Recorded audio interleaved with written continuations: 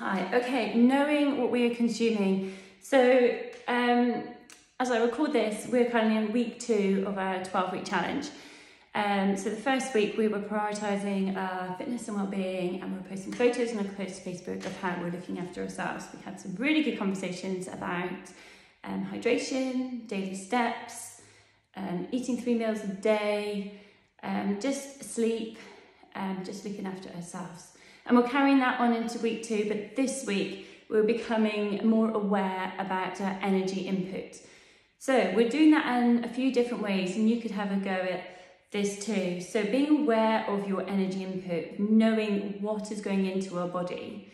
If you find that you are constantly putting on weight, or your body shape is constantly changing, it is very likely to be linked to the energy input. It could be linked to many other factors as well.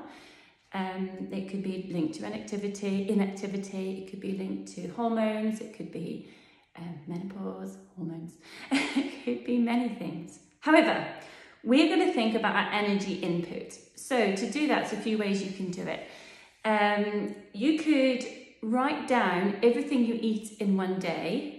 So you're accountable, you're actually thinking about what you're eating. So you write down everything you do, have it in a journal, write it down. So Monday, write everything down.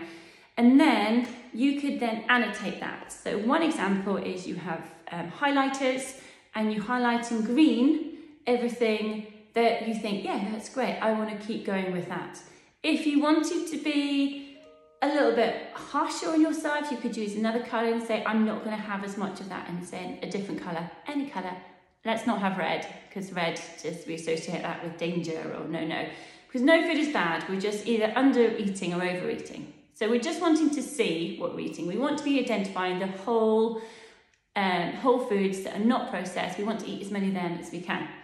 Then on Tuesday you do the same. You write your list of everything you've eaten, and you get that nice highlighter out to highlight all those whole processed foods. And if you go through the week and do that, and then you compare Monday to Friday, hopefully, if you did need to make a change, you'll see a bit of a change.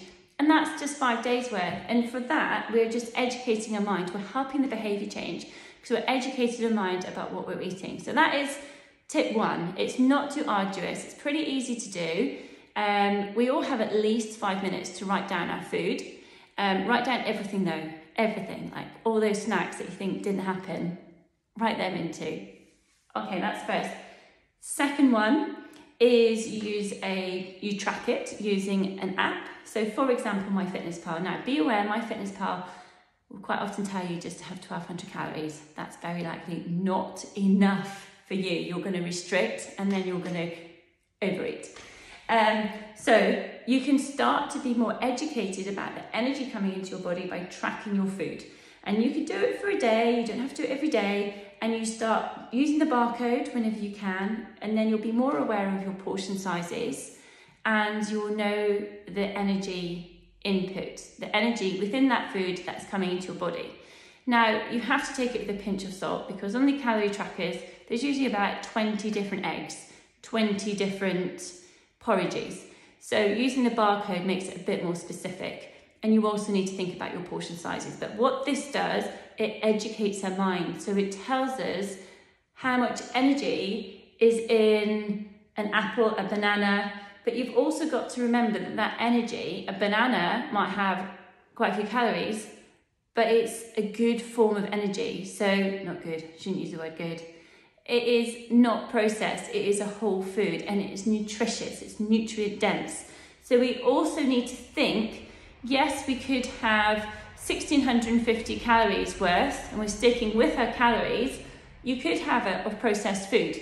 You know, you're still sticking with your calories, and you could still ultimately have a calorie deficit meal. But if you think about it, for 300 calories, you could have a big, massive bowl of vegetables with some chicken, but 300 calories of processed food is probably going to be quite small. You're probably going to be hungry afterwards.